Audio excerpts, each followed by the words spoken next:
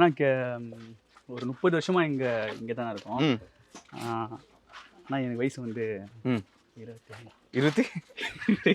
வயசு எத்தனை? 27. ஆனா வந்து 3 வருஷம் முன்னாடி நீங்க பிறகு 3 வருஷம் முன்னாடி வந்துருக்காங்களா? ஓகே. இந்த ஏரியா வந்து உங்களுக்கு எவ்வளவு ஸ்பெஷல் ஃபர்ஸ்ட்? செம்ம ஸ்பெஷல் தான். இங்க இருக்கிறவங்க எல்லாருமே நம்மளுக்கு சப்போர்ட். அதாவது சின்ன வயசுல இருக்கும் போதெல்லாம் வந்து சொல்லுவாங்கல்ல இந்த மாதிரி வந்து இவனா டான்ஸ், அப்போ டான்ஸ்னா எனக்கு ரொம்ப பிடிக்கும்னு. ஆமா. இங்க பைத்தியக்கார மாதிரி டான்ஸ் ஆடி போயிட்டு இருப்பா. அப்ப வீட்டுல இருக்கிறவங்க நம்மள வந்து திட்டுவாங்க. அப்போ வந்து இங்க இருக்கிற இந்த வீடு இருக்குல்ல, இவங்க தான் வந்து முன்னால முடியும்டா, நீ சத்தியமா நீ ஒரு பெரிய ஆளாவ அப்படின்னு சொல்லிட்டு இவங்க தான் ஃபர்ஸ்ட் நீ என்கரேஜ் பண்ணது இந்த வீடு மட்டும் தான். இந்த வீடு தான். இவங்க வந்து முஸ்லீம் ஆரிஃப் பாய்னு சொல்லி ஒருத்தர் இருப்பாரு.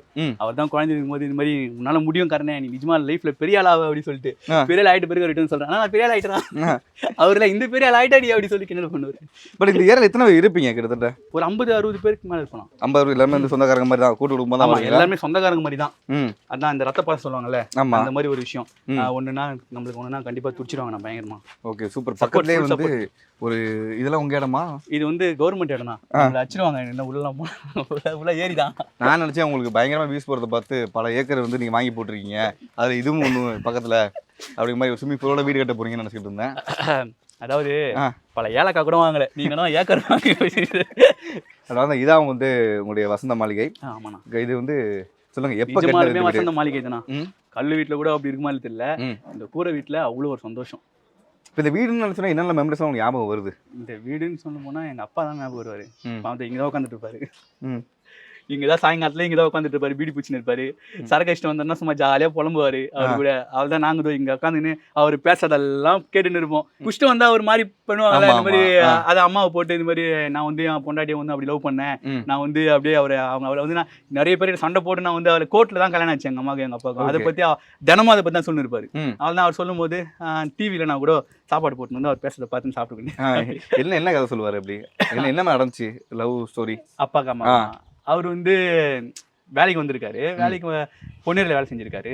அம்மா வந்து அப்ப பாத்துருக்காங்க. பார்த்த பிறகு இது மாதிரி வந்து பிடிச்சி போயிட்டு வீட்டுல பொண்ணு கேட்க போயிட்டு போனா அவங்க வீட்டுல வந்து சொல்லிட்டு அம்மா வீட்டுல என்ன சொல்லிருக்காங்கன்னா, நீ யாரோ எங்கிருந்தோ வந்து இங்க வந்து இந்த மாதிரி லவ் பண்றேன்னு சொல்லிட்டு அடிச்சிட்டு இருக்காங்க.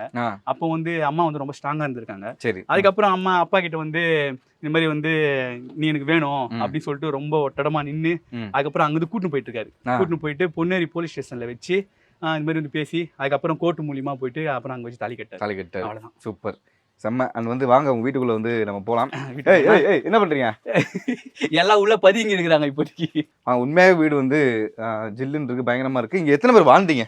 இங்க வந்து பாத்தீங்கன்னா அப்படியே கை விட்டு சொல்லிட்டா என்ன ப்ரோ? அம்மா, அப்பா, நானு, தங்கச்சி ஹஸ்பண்ட், அதுக்கப்புறம் வந்து தங்கச்சி இப்ப பையன் குழந்தை இருக்காங்க.